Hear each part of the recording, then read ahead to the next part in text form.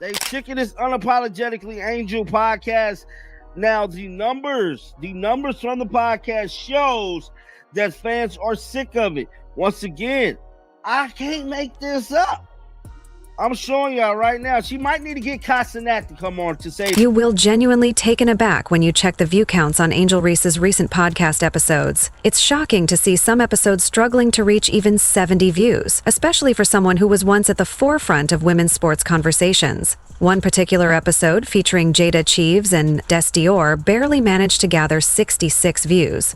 Not a typo. The content took a surprising turn, shifting from sports to a full hour dedicated to dating wealthy men. As a result, Angel's dedicated basketball fan base was left confused, wondering if they had mistakenly clicked on the wrong podcast. This drastic change is certainly puzzling.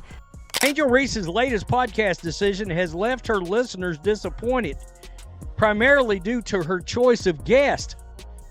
Yeah, I think a lot of people were like, who cares about these people?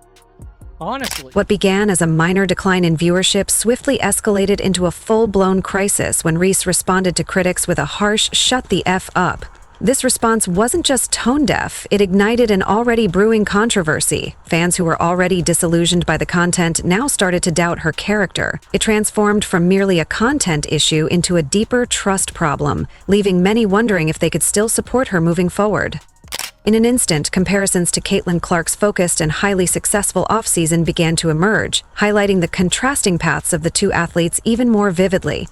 Hosting fellow athletes like Dejanay Carrington, Skylar Diggins-Smith, and basketball legend Lisa Leslie, to musicians like Sexy Red, Glorilla, and more, the Sky Forward received positive feedback from listeners and viewers.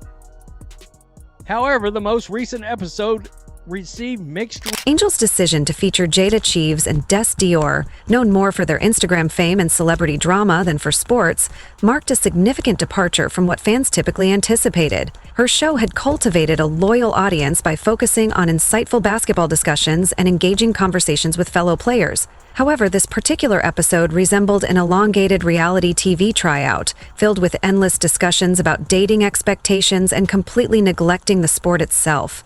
Viewers who tuned in seeking basketball insights instead received an unsolicited commentary on luxurious dating preferences, leaving many feeling Reese's podcast featured reality stars Jada Cheeves and Des Doria? I don't know. I don't even care.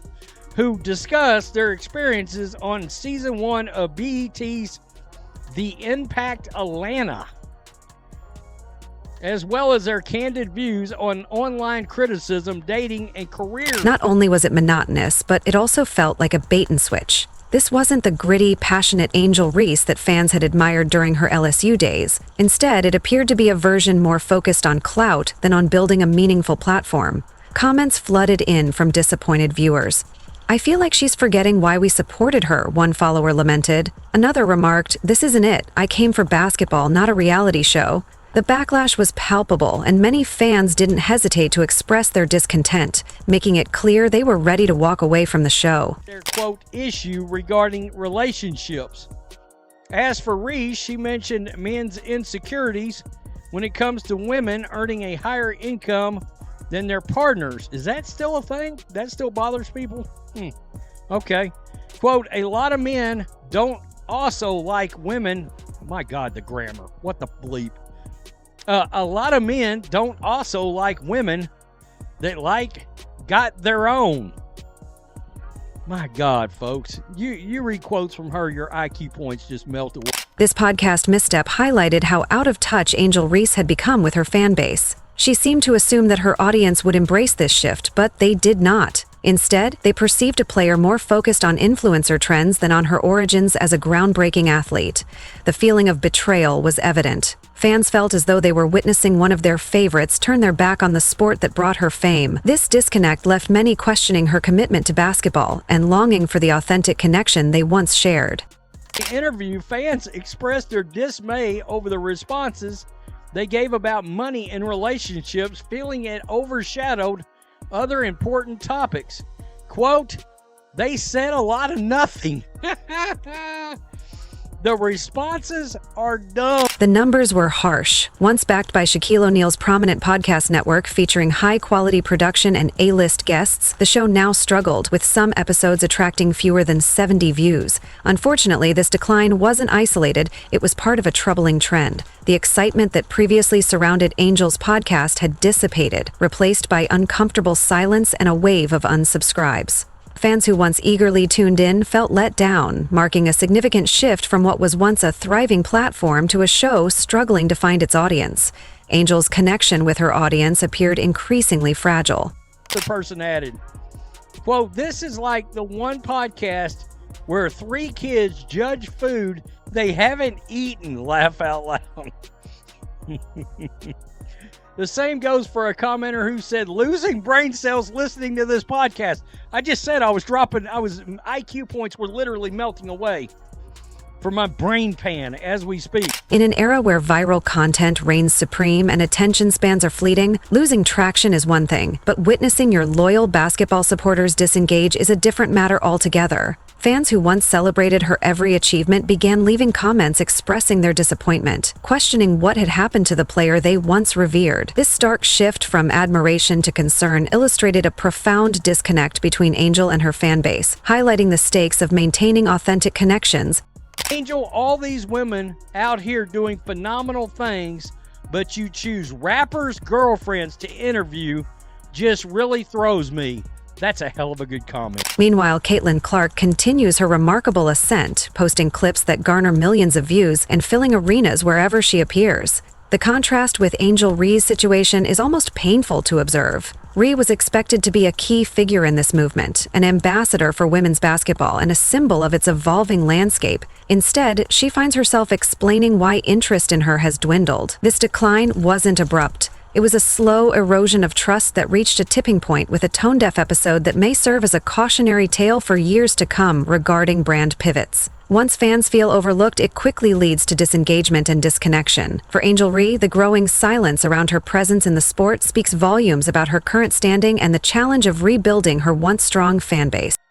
We have to pull up her podcast, man, because y'all might think I'm lying. I am not lying. This is not clickbait at all, guys. So as we pull up the Unapologetically Angel podcast, I mean, hell, she just released the episode 10 minutes ago. It got 66 views. This one right here got 780. Angel Reese's podcast has hit a new low, astonishingly failing to reach even 5,000 views in an entire week. This is hard to believe, especially for a prominent WNBA star who has considerable media attention, significant brand deals, and a loyal following from her college career. Yet her own audience seems uninterested in tuning in. This situation isn't just a temporary setback, it's a glaring collapse that highlights a troubling disconnect between her and her fans. Who ain't feeling them, bruh? I mean, damn. I mean, Angel Reese haven't got over 5,000 views in over a week, dog. What exacerbates the situation is the speed of the decline. This wasn't a slow fade into irrelevance, but a dramatic nosedive. Her analytics resembled a blocked shot that never left the paint.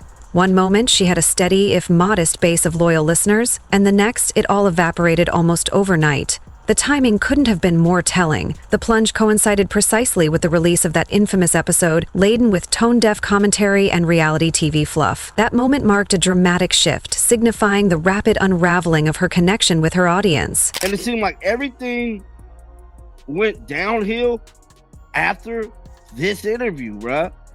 I can't even lie. But it's looking like it's been going downhill since before this damn interview. I can't even lie to you. It's looking like Kennedy Carter DJ Nat Carrington might be her biggest. The fallout was swift and harsh, with analysts estimating her viewership plummeting by more than 90% nearly overnight, an unprecedented decline. Imagine dedicating months to cultivating a platform, meticulously strategizing, booking guests, and promoting your brand, only to watch most of your audience abandon you within days. This wasn't merely apathy. Fans were actively unsubscribing, unfollowing, and openly distancing themselves from her. The message was unmistakable. They felt betrayed and disillusioned, signaling a significant breach of trust between her and her once loyal audience. In terms of breaking it up, but damn, dog, it ain't looking good for Angel, bruh.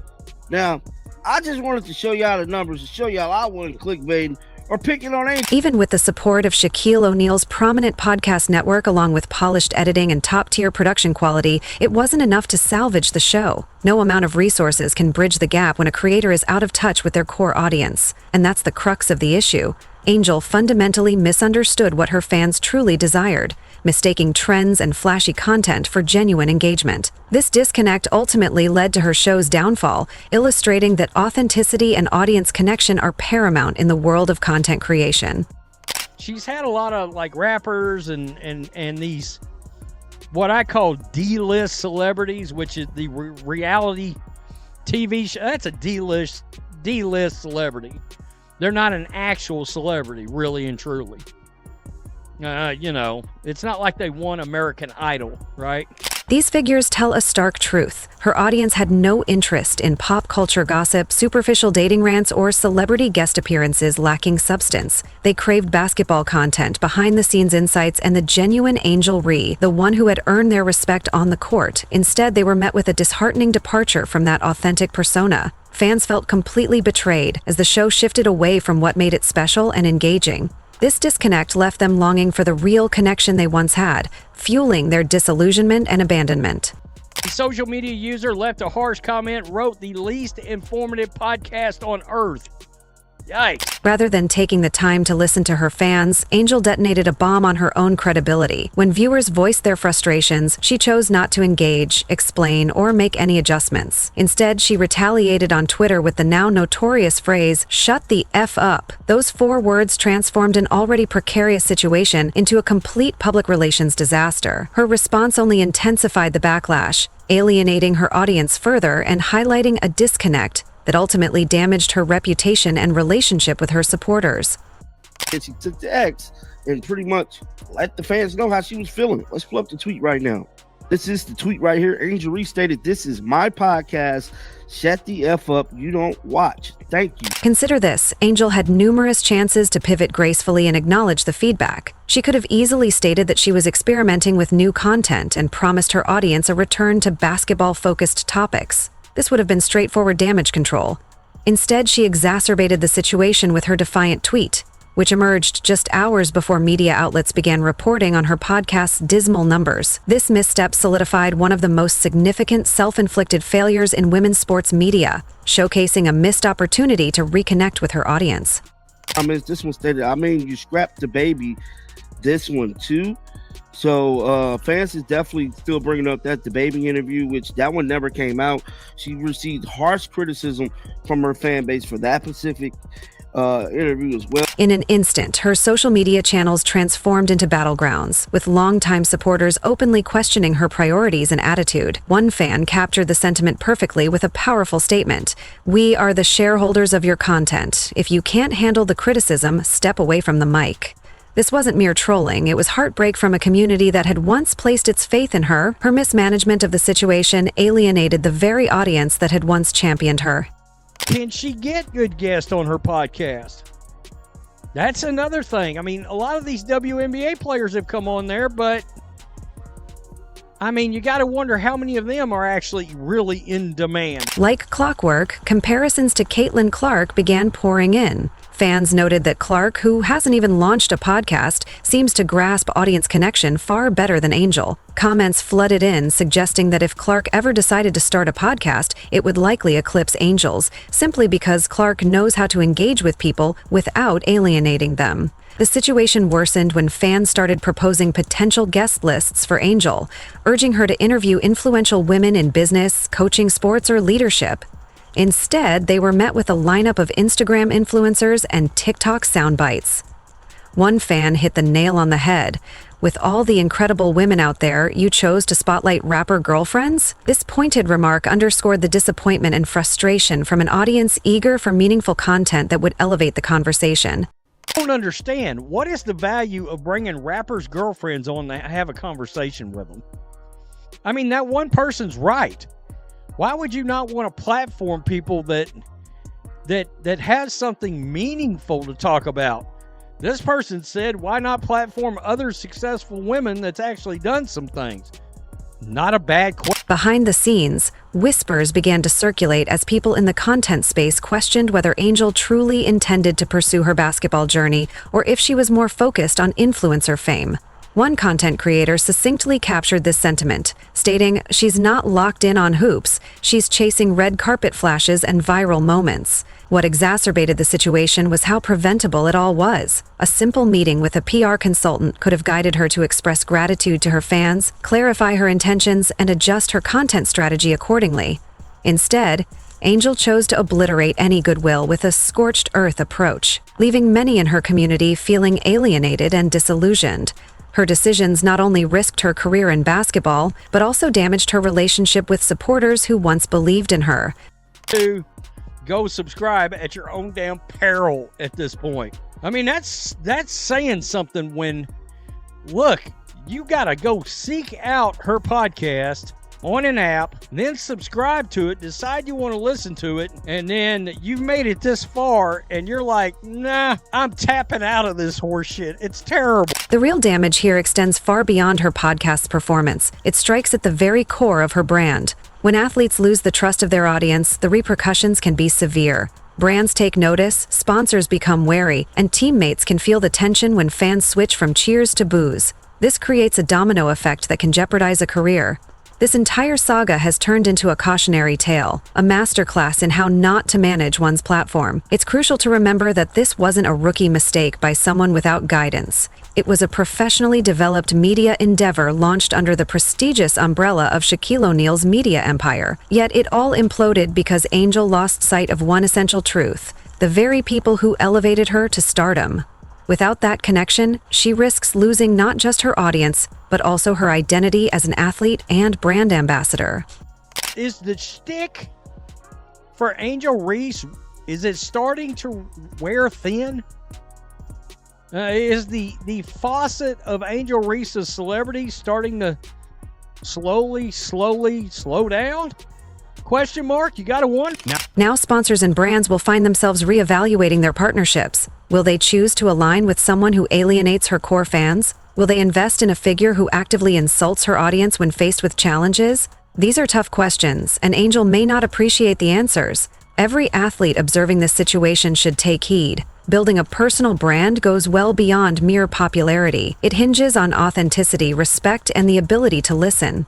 The fundamental lesson here is that when fans feel valued and heard, they will support you loyally. Conversely, if they perceive disrespect, they'll walk away just as swiftly as they arrived. Angel Ree had the platform, the production quality, and a compelling presence, but she faltered in establishing a genuine connection. In today's digital landscape, that's one vital element you simply cannot fake. Do you agree? Share your thoughts in the comments below.